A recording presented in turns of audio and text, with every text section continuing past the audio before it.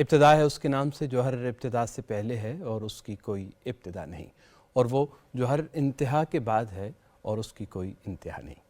کسی اور زمانے کے خواب میں خوش آمدید، میں ہوں جواد حمدانی، اور ہمارا جو گفتگو کا سلسلہ ہے وہ اس وقت مقامات کے حوالے سے ہے۔ مقامات تصوف میں، اہل تصوف نے ان کی طرف اشارے کیے ہیں۔ ابن سینا نے اپنی کتاب اشارات و تنبیہات میں ایک پورا چیپٹر فی مقامات العارفین کے حوالے سے رقم کیا ہے، لیکن یہ مقامات ہماری صوفی روایت میں جو ہے ان کی اگر آپ جڑ کو دیکھیں یا ان کی جو اوریجن ہے تو وہ قرآن و حدیث اور جو اسلام کے بنیادی منابع ہیں وہیں سے ہی ہے، لیکن اہل تصوف نے اس کی باطنی اور داخلی تشریح کی ہے۔ آج ہم مقام تقویٰ کے حوالے سے بات کریں گے۔ تقویٰ کی تعریف تو اس سے پہلے ہم پروگرام میں کر چکے ہیں۔ ظفر اللہ خان صاحب پروگرام میں خوش آمدید۔ ادا سائیں، آپ تقویٰ کے حوالے سے ایک ابتدائی گفتگو کر چکے ہیں۔ ایک اہم سوال وہ یہ کہ یہ مقام، چونکہ مقام کے بارے میں یہ کہا گیا کہ مقام ہے ہی وہ جو کہ حاصل کیا جاتا ہے، اکتسابی ہے، کسب کیا جاتا ہے، تقویٰ کا حصول کیسے ممکن ہے؟ بسم اللہ الرحمن الرحیم۔ رب اشرح لی صدری ویسر لی امری، اللہم صلی علی محمد وعلی آل محمد وبارک وسلم۔ مسلمان جو اللہ کی حضوری میں جانا چاہے، دین کی باطنی جو روحانی تعبیرات ہے ان کو اختیار کرنا چاہے، اس کو ہم سالک کہتے ہیں۔ اور وہ سالک جب اس راستے پہ چلتا ہے کہ دنیا کی ہر شے چھوڑ دے، ما سوا کو چھوڑ دے اور اللہ کی حضوری میں چلا جائے، اس سفر کو ہم سفر کہتے ہیں۔ طریقت کا سفر، عرفان کا سفر، سلوک کا سفر۔ اب اس میں اس کو کچھ پڑاؤ ملتے ہیں، کچھ سٹیشن ملتے ہیں، کچھ مقامات ملتے ہیں۔ یقیناً اللہ کی حضور کی منزل بہت بڑی ہے، بہت دور ہے۔ دور سے مراد روحانی سینس میں ہے، ویسے تو اللہ ہماری دور بھی ہے اور قریب بھی ہے۔ تو اس وجہ سے اس کو کچھ محنت کرنی پڑتی ہے، اور محنت میں سب سے پہلے تو ہم نے ذکر کیا کہ وہ پہلے یہ طے کرتا ہے کہ اے اللہ میں نے آپ کے پاس رہنا ہے اور میں نے آپ کے سوا ہر شے کو چھوڑ دینا ہے۔ ہر وہ شے میں نے چھوڑ دینی ہے جو آپ کو ناراض کرے، ہر وہ میں نے اختیار کرنی ہے جو تمہیں راضی کرے۔ یہ مقام توبہ ہو گیا۔ جب مقام توبہ سے وہ آگے بڑھتا ہے تو وہ اگلے پڑاؤ پہ جاتا ہے۔ اگلا پڑاؤ اس کا یہ ہے کہ وہ اللہ کی ہر وہ چیز جو ناپسند ہے خدا کو وہ چھوڑ دیتا ہے، ہر وہ شے جو اس کو پسند ہے وہ اختیار کر لیتا ہے، اور وہ خدا کے ایک نفسی شعور میں رہتا ہے ہر لمحے۔ تقوی کے مفہوم کو ہم اس سینس میں لیتے ہیں کہ ہر لمحے اس کو شعور رہتا ہے کہ خدا ہے۔ ایک تقوی خوف کے معنی میں نہیں لیتا، لیکن ایک مفہوم خوف کا ہے یقیناً اللہ کا، لیکن اللہ کا حیا کرنا، اللہ کی بات کو ہر لحاظ سے قبول کرنا، یہ ساری چیزیں اس میں شامل ہیں۔ ہم نے اس کی فنی بحثیں کچھ کر لیں، اور اب ہم دیکھتے ہیں کہ جب آدمی یہ چاہتا ہے کہ مجھے اتنا اللہ کا حیا ہو جائے کہ میں ہر اس کی بات مان لوں اور ہر وہ بات جو اس کو ناپسند ہے میں چھوڑ دوں، تو وہ کیسے کرتا ہے؟ سب سے پہلی بنیادی بات تو ہمارے ہاں جو کہی جاتی ہے کہ محبت میں اطاعت شرط ہے۔ آپ کسی آدمی سے محبت کرتے ہیں پھر اس کی بات نہ مانیں، یہ ممکن نہیں ہے۔ آپ اللہ سے محبت کرتے ہیں اور اللہ کی بات نہ مانیں، یہ ممکن نہیں ہے۔ آپ نبی کریم صلی اللہ علیہ وسلم سے محبت کا دعویٰ کریں اور نہ اطاعت کریں، یہ ممکن نہیں ہے۔ یہ ایسے ہی ہے کہ ایک بچہ باپ سے کہے، باپ پانی مانگے کہ بیٹا ایک گلاس پانی دے دو، اور بیٹا کہے بابا مجھے آپ سے بڑی محبت ہے، لیکن پانی نہ دے، تو عملی اظہار کر دیا کہ محبت مجھے نہیں ہے آپ سے۔ تو تقویٰ کے راستے میں چلتے ہوئے سب سے بڑی بات، سب سے پہلا بات یہ ہے کہ اللہ پاک نے جو احکامات دیے ہیں، جو باتیں کمانڈمنٹس ہیں اس کی کہ یہ کرو، یہ کرو، وہ کرے اس کو۔ صحیح۔ اچھا، جب تقویٰ کی ہم بات کرتے ہیں اور مقام تقویٰ، تو چونکہ افراد، ان کے مزاج، ان کے طباع مختلف ہیں اور ان کی ذمہ داریاں بھی معاشرے میں مختلف ہیں، کیا سب کے لیے تقویٰ کا ایک ہی معیار ہے، یا طبقات کے لحاظ سے اگر دیکھا جائے تو اس میں ہمیں صوفیاء کے ہاں سے کیا رہنمائی ملتی ہے؟ میرا گزارش ہے، اگر آپ اجازت دیں تو ابھی میں نے ایک کہا کہ ایک چیز ہے، تقوی کے حصول میں 2-3 چیزیں کہے تو میں اور عرض کروں۔ ضروری ہے، بالکل۔ پہلی بات تو یہ ہے کہ وہ جو اللہ نے کمانڈز دیے ہیں کہ یہ کرو، یہ کرو وہ کرے. اور دوسری بات یہ کہ جن چیزوں سے اللہ نے منع کیا ہے، نواہی جو ہیں، جو نیگیٹو پروہیبیشنز ہیں، ان کو وہ چھوڑ دے. ایک مثال دیتے ہیں. اللہ نے حکم دیا کہ نماز پڑھو، صدقہ کرو، وہ کر لے. اللہ نے کہا کہ یہ گناہ نہیں کرنا، وہ چھوڑ دے. اللہ نے کہا غیبت نہیں کرنی، وہ چھوڑ دے. تیسری بات، یقیناً نبی کریم صلی اللہ علیہ وسلم کی ایسی احکامات ہیں جو آپ نے حکم دیے ان کو مانیں، جو آپ نے کہے ان کو چھوڑ دے. اس سے جب آگے انسان بڑھتا ہے تو پھر اس کی سماجی رسپانسبلٹیز شروع ہو جاتی ہیں. وہ دل کو اتنا پاک کرنے کی کوشش کرے کہ جس میں وہ ہر ایک سے محبت کرے، ہر ایک کی بھلائی کرے، اور اس بھلائی کے نتیجے میں وہ اپنا مال خرچ کرے گا، اپنا ٹائم اس کے اوپر خرچ کرے گا، یہ کرے گا. اور ایک پوائنٹ اور اس میں ہے کہ ہر وہ چیز جو شک میں ڈالے اس کو چھوڑنا ہے. یہ ایک فرق پڑتا ہے.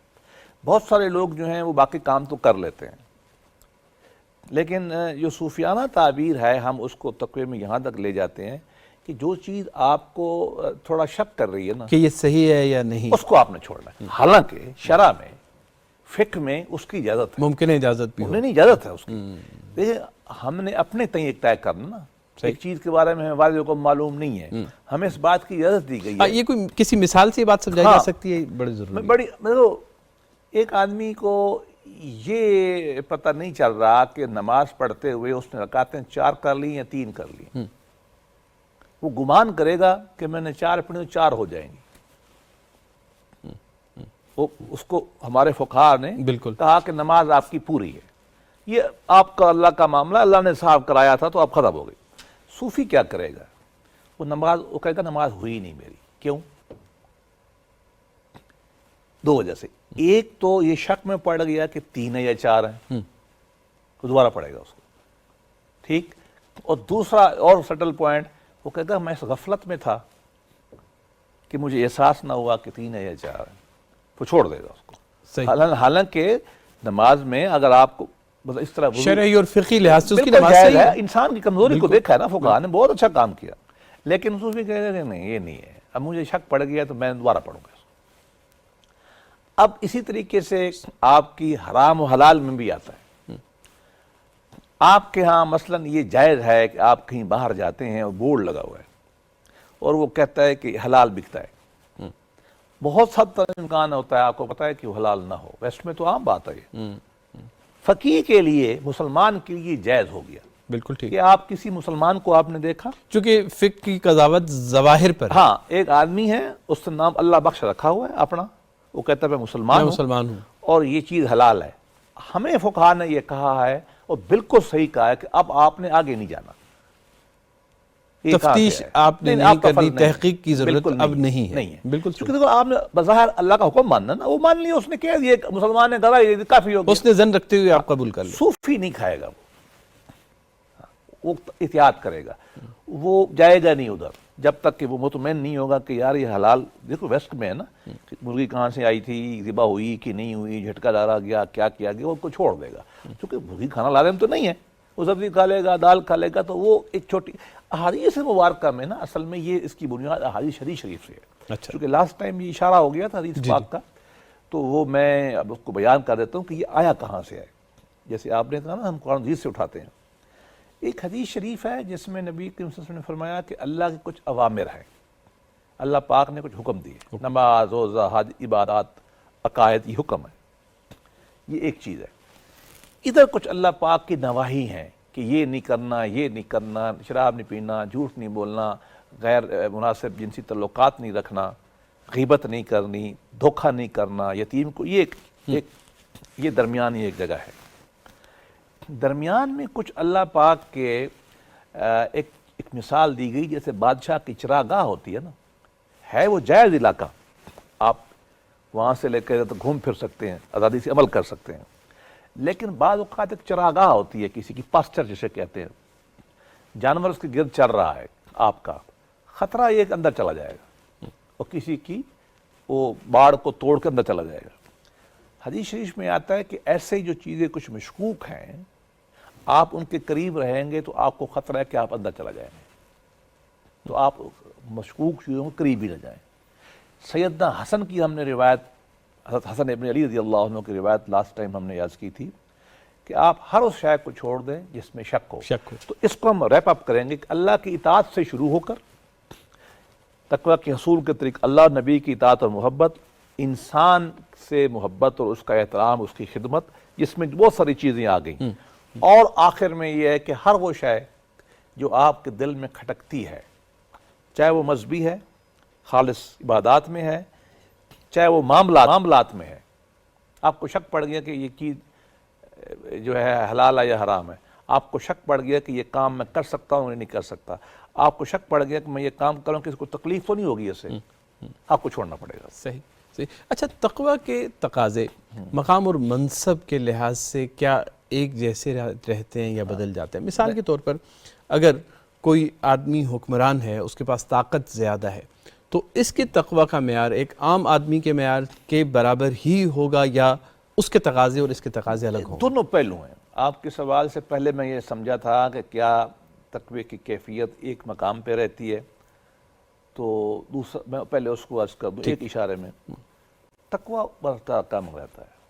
ایک آدمی کا جو کیفیت ہے کبھی اونچی ہو جائے گی، کبھی کم ہو جائے گی، چونکہ ایک داخلی کیفیت اور طبع اس کی سند یہ ہے کہ نبی کریم صلی اللہ علیہ وسلم کے زمانے میں حضرت حنظلہ رضی اللہ عنہ ایک دن نبی پاک کی محفل میں بیٹھے، دل نرم ہوا، اللہ کی حضوری فیل ہوئی، گھر گئے، بچوں کے پاس، بیوی کے پاس رہے، کھیتی باڑی کی، جانور چرائے، تو ان کو احساس ہوا کہ میری ذہنی روحانی کیفیت تبدیل ہو گئی، وہ نہیں رہی جو پہلے تھی. نہیں تھی. وہ اپنی بیوی سے غالباً کہنے لگے کہ مجھے شک پڑتا ہے کہ میں منافق ہوں. اب سوچیں دیکھیں کس طرح یہ صوفیانہ سوچ ہم اس طرح سے اپنا محاسبہ اپنے اوپر چیک کیسے رکھا چیک کرتے ہیں. یہ فرق ہے نا ایک عام صوفی میں. حالانکہ یہ کہنا فقی لحاظ سے میرا خیال میں مناسب بھی نہیں تھا. بالکل صحیح. فقی کہے گا آپ نے کیوں کہا ہے، تو ٹھیک ہے مسلمان ہے، بس کلمہ پڑھ لیا، بالکل صحیح کہتا ہے صوفی. فقی جو ہے میں بھی یہی کہوں گا. صوفی کہے گا کہ نہیں، یہ فرق کیوں پڑا ہے، سوچو تو صحیح، محاسبہ تو کرو. اس نے محاسبہ جب کیا تو اس کو احساس ہوا کہ شاید میں منافق ہوں. اٹھا پریشانی میں. رستے میں سیدنا ابو بکر صدیق جا رہے تھے رضی اللہ عنہ. ان کو کہتا ہے ابو بکر مجھے لگتا ہے میں منافق ہو گیا. ابو بکر رضی اللہ عنہ نے پوچھا کیوں؟ کہا مجھے تو میری کیفیت بدل جاتی ہے گھر جا کر. انہوں نے فرمایا یار میری بھی یہ حالت ہے. اچھا، یہ مستند حدیث ہے، اس پہ کوئی کنٹروورسی نہیں اس حدیث پر. چونکہ نبی پاک نے پھر اس مسئلے کو حل کیا ہے، وہ بتانا ضروری ہے ہم سب کو. آگے گئے تو ایک اور صحابی مل گئے بڑے کوئی.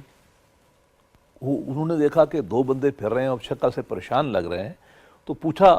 جب انہوں نے ایکسپلین کیا تو تیسرے صحابی چوتھے نے بھی غالباً یہی کہا کہ بھئی ہماری بھی یہ کیفیت ہے. وہ سب پریشانی میں نبی کریم صلی اللہ علیہ وسلم کی محفل میں پہنچ گئے.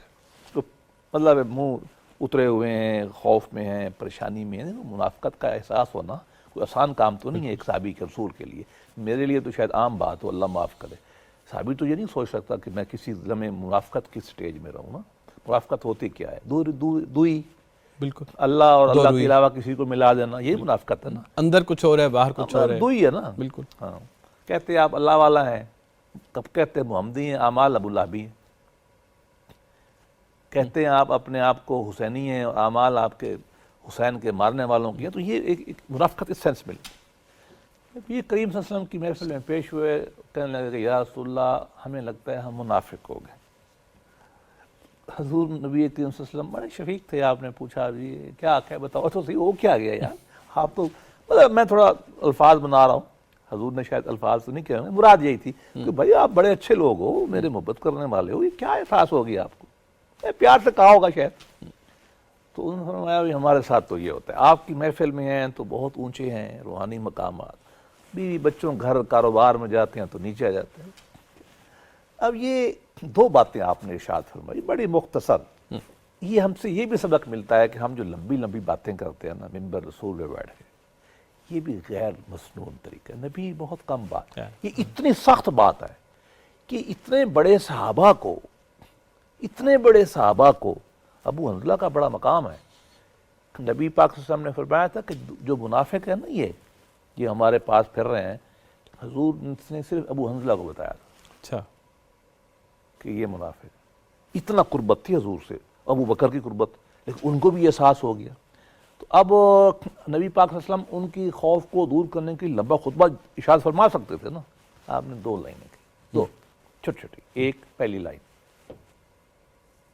اگر آپ کی وہ کیفیت رہے جو میرے پاس ہے، وہی ذہنی کیفیت گھر میں جاتے رہے، کاروبار میں وہی کیفیت رہے، تو رستے میں فرشتے آپ کے ساتھ مصافحہ کریں گے.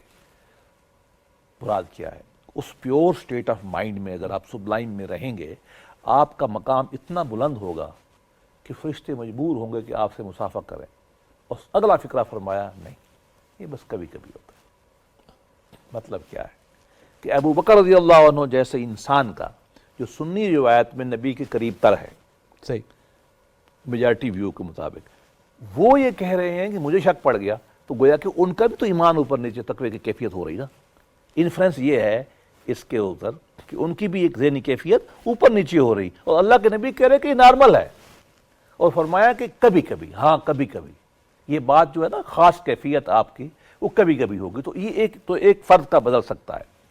دوسرا جو آپ نے کہا نا کہ وہ کہ کیا مقام اور منصب کے کیا لحاظ سے. منصب، مقام، علم، کیفیت کے حساب سے بھی بالکل آپ نے اچھی بات کہی. ہم اس میں غلط فہمی میں شکار ہو جاتے ہیں.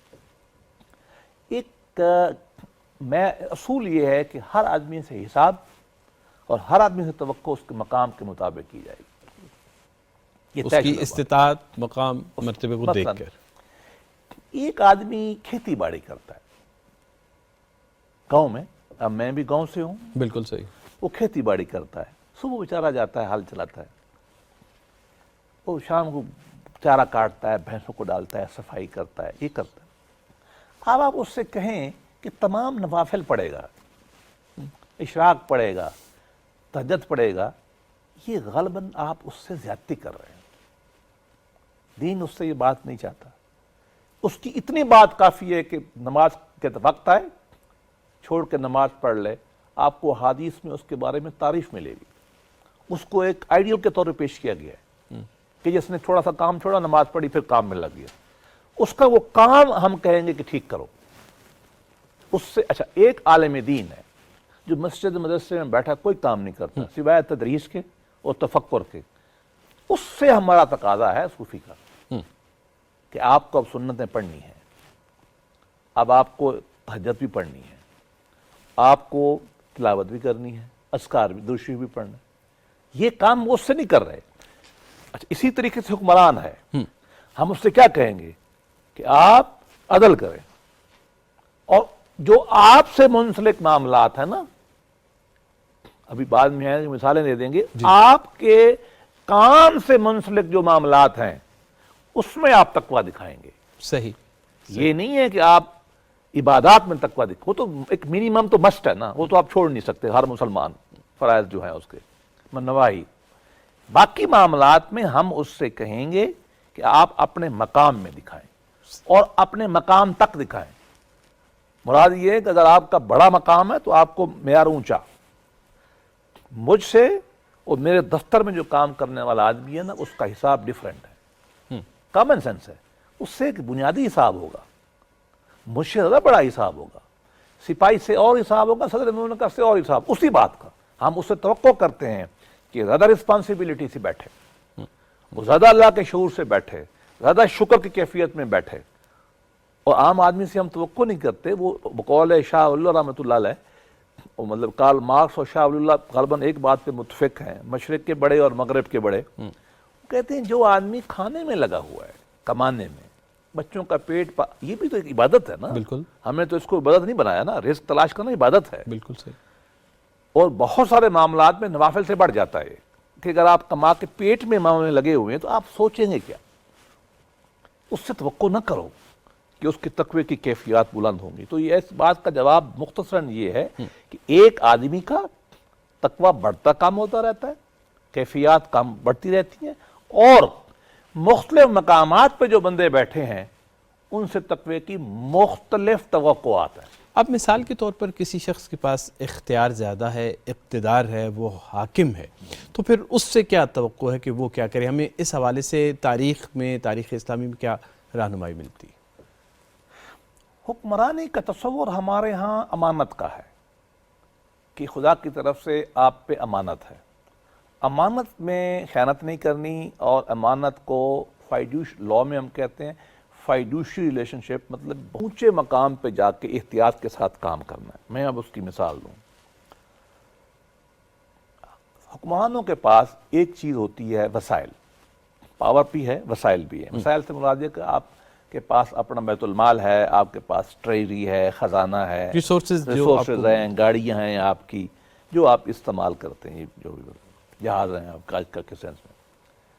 سیدنا عمر رضی اللہ عنہ کے بارے میں ایک روایت آتی ہے، کہیں کسی محفل میں آپ کو دودھ پیش کیا گیا،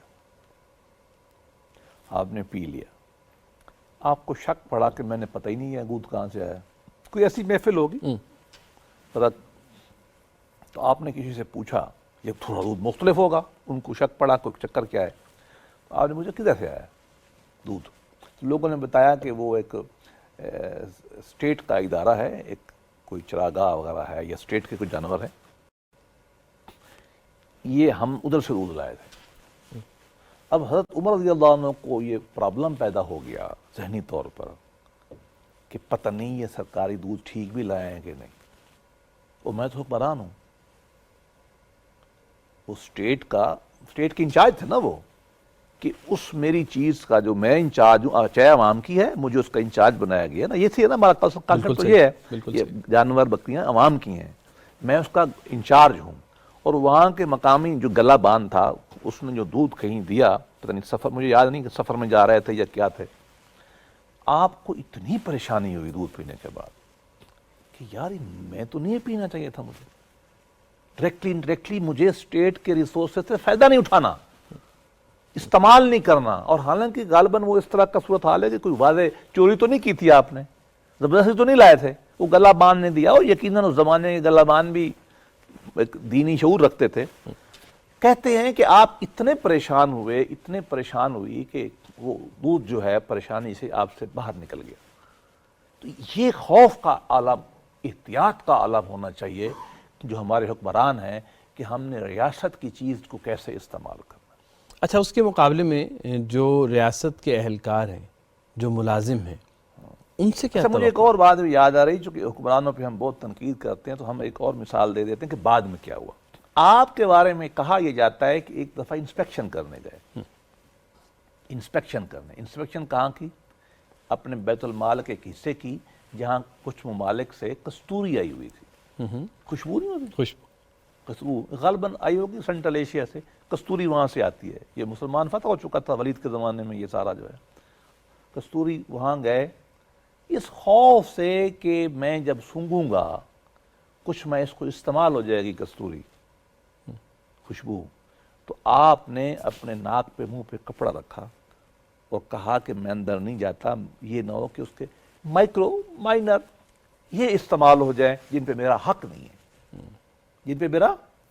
ہے، تو مسلمان جو ہے حکمران، اس کا جو مقام احساس ہے وہ بہت بلند ہے، کہ اللہ کا احساس اس کو اتنا ہوگا کہ وہ جو اس کے ذمے امانت لگائی گئی ہے عوام کی، اس کے اندر وہ انتہائی محتاط ہوگا۔